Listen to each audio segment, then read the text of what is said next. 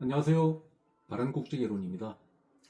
많은 분들이 국제개론을 알아보다 보면 가장 먼저 떠오르는 나라가 바로 베트남입니다. 근데 인터넷에 검색해보면 어때요? 막연한 칭찬 아니면 무조건적인 비난. 정작 진짜 베트남 여성들의 성격이나 결혼하면 어떤 생활을 하게 될지는 제대로 설명해주는 영상 거의 없습니다. 그래서 오늘 제가 제대로 알려드릴게요. 저희 바른국제개론은 여러 나라를 중구난방으로 진행하지 않고 딱 미얀마와 베트남 이 두 나라만 전문적으로 진행하고 있는데요. 그 이유는 신랑들이 원하는 이상적인 아내의 모습이 이 두 나라 안에서 모두 충분히 커버가 되기 때문입니다. 저희는 상담을 하는 과정에서 자세하고 통찰 있는 질문을 통해서 신랑님들의 성향과 요구를 잘 파악해서 적합한 국가를 추천해드리고 있는데요. 오늘은 먼저 베트남 여성분들의 특징과 장단점을 솔직하고 담백하게 말씀드리겠습니다. 계약 유도를 위해서 무조건 장점만 부각시키는 그런 행위, 저는 하지 않습니다. 첫 번째로 먼저 베트남 여성들의 전반적인 성격은 한마디로 말하면 온순하고 배려심 깊다입니다. 아무래도 가족 중심 문화가 강하게 자리 잡혔기 때문입니다. 부모님을 공경하고 어른을 존중하는 문화가 한국의 1980년에서 90년대와 비슷한 정서를 가지고 있어요. 예의가 바르고 상대방의 기분을 살피는데 익숙합니다. 그리고 또 하나의 중요한 특징, 감정 표현을 잘하지 않습니다. 외국 여성이라고 해서 서구적인 성격을 상상하시면 안 됩니다. 오히려 부끄러움이 많고 낯가림도 심한 편이라 처음에는 서먹하게 느껴질 수도 있어요. 하지만 시간이 지나고 신뢰가 쌓이면 진짜 속마음을 보여주기 시작합니다. 물론 그 과정에서 서로가 많이 노력을 해야겠죠. 둘째, 베트남 여성들이 결혼에 대해서 어떻게 생각하느냐. 가장 큰 특징은 남편을 중심으로 가정을 지키려는 태도가 강합니다. 내 남편이라는 인식이 생기면 남편을 정말 헌신적으로 대하려는 경향이 있어요. 음식 준비, 빨래, 청소 같은 집안일에 자발적으로 참여하고 남편을 위한 밥상을 차리는 걸 당연하게 여깁니다. 특히 남편에게 존댓말을 쓰는 문화도 있어서 한국 남성들이 처음엔 오히려 어색할 정도입니다. 또 하나, 아이를 정말 소중히 여깁니다. 베트남 여성들은 대부분 어릴 때부터 가정을 책임지는 엄마를 보고 자랐습니다. 그래서 자녀 교육이나 육아에 대한 책임감이 크고 남편과 함께 아이를 키우는 걸 당연하게 생각하죠. 반면 남편에 대해 돈을 많이 벌어야 한다거나 외모나 학벌을 따지는 기준은 확실히 낮습니다. 사람 됨됨이 그리고 나를 책임져 줄 수 있는가가 결혼 상대를 판단하는 핵심 기준입니다.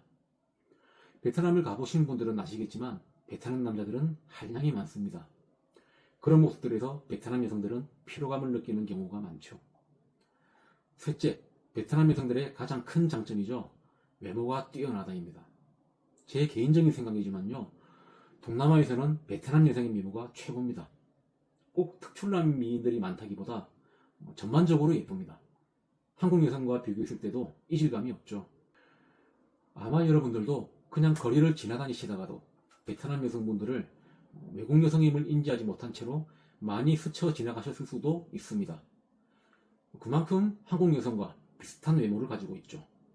이런 외적인 부분이 아마 베트남 여성과의 국제결혼이 가장 많은 이유가 아닐까, 저는 그렇게 생각합니다.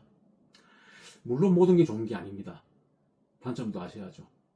첫째, 자존심이 강하다. 평소에는 조용하고 부드럽지만 자존심을 건드리면 참지 않는 경우가 많습니다. 큰 소리로 항의하는 경우도 있고 아예 토라져서 말문을 닫아버리는 경우도 있습니다.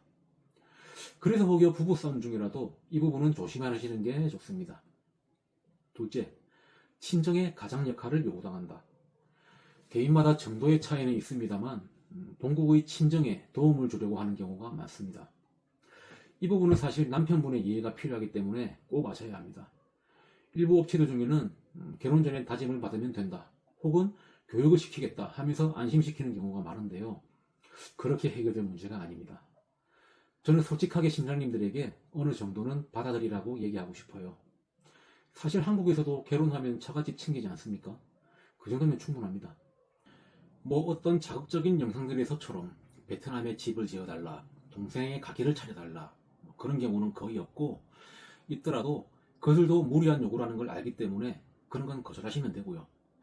다만 친정에 정기적인 송금을 요구하는 경우가 있을 수 있는데요. 그럴 땐 2, 30만 원 정도 보내주시기로 하시거나, 아니면 제가 추천드리는 방법인데, 정기적인 송금 대신에 1년에 두세 번 정도 명절이나 부모님 생일에 적당한 금액을 보내주는 걸로 정리하셔도 고마워할 겁니다.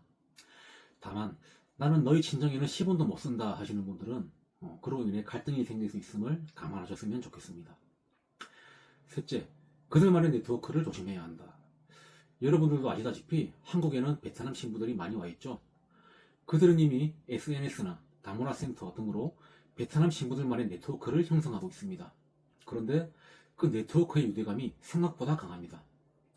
자기들끼리 모여서 자국 음식도 만들어 먹고 자국어로 수다로 떨면서 스트레스를 푸는 건 물론 좋죠.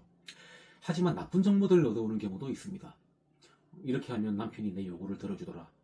나는 이렇게 하니까 집에서 손 하나 까딱 안 해도 되더라. 등 분별력이 있는 신부라면 당연히 그렇구나 하고 넘어기겠지만 가끔 그걸 써먹으려는 신부들도 있다는 게 문제죠. 물론 우리 남편분들이 거기에 쉽게 넘어가지는 않으시겠지만 그래도 갈등의 요인이 된다는 건 사실이죠. 이렇게 단점들도 알아봤는데요. 그래서 경계와 적절한 통제가 필요합니다. 그런 방법들은 나중에 차차 영상으로 말씀드리겠습니다. 결혼이라는 것이 어차피 결국 서로를 존중하고 천천히 알아가는 자세가 필요하죠. 국제결혼은 단순히 외국 여자랑 결혼하는 게 아니라 새로운 가정을 함께 만들 수 있는 사람을 만나는 기회입니다. 다만 그녀가 한국에서 태어나지 않았을 뿐이죠. 따뜻한 가정을 원했던 남자라면 지금이 기회입니다. 그리고 그 인연을 만들 수 있는 가능성은 여러분 손안에 있습니다. 궁금한 점이 있으시면 편하게 연락 주시고요. 이 영상이 여러분들에게 도움이 되었다면 구독과 좋아요 부탁드리겠습니다. 시청해 주셔서 감사합니다.